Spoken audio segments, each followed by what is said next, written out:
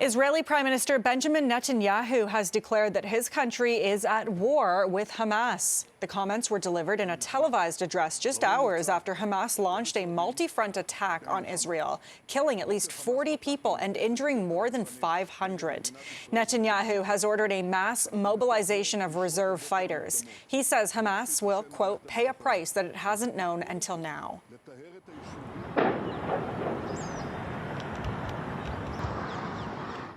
Thousands of rockets rained down on Israeli targets at daybreak as Hamas fighters infiltrated the border in several locations. Residents along the border area have been ordered to remain indoors. The attack comes on the Jewish holiday of Simchat Torah and after weeks of simmering tensions on the Gaza Strip.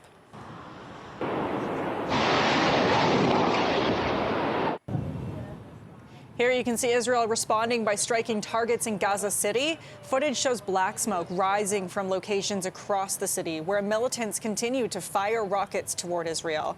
The Palestinian Health Ministry says at least 198 people are dead and more than 1,600 have been injured. CNN's Hadass Gold is in Jerusalem, and she says the Hamas strikes targeted areas across Israel.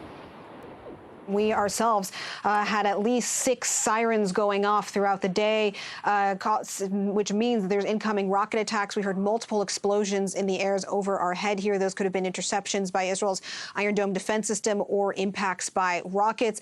But more alarmingly is not actually the number of rockets, which have been very, very high in just a span of a few hours, but that is the infiltration of Palestinian militants into Israeli villages and towns in southern Israel.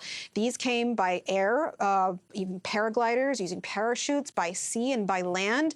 As we speak still now, there are still sirens going off across Israel indicating incoming rocket attacks, and there are still ongoing firefights in Israeli villages and towns.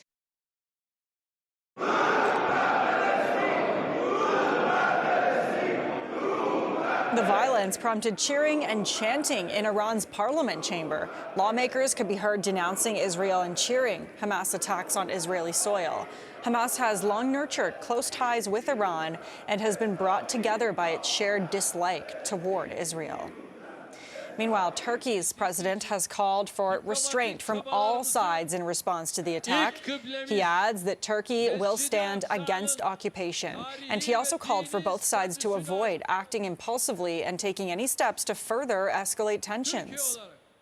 Prime Minister Justin Trudeau has issued a brief statement on social media, which reads, Canada strongly condemns the current terrorist attacks against Israel. These acts of violence are completely unacceptable. We stand with Israel and fully support its right to defend itself. Our thoughts are with everyone affected by this. Civilian life must be protected. And Ontario Premier Doug Ford also writing, I unequivocally condemn the heinous terrorist attacks against Israel and Israeli citizens. We must stand firm in our support of Israel and its right to defend itself against violence.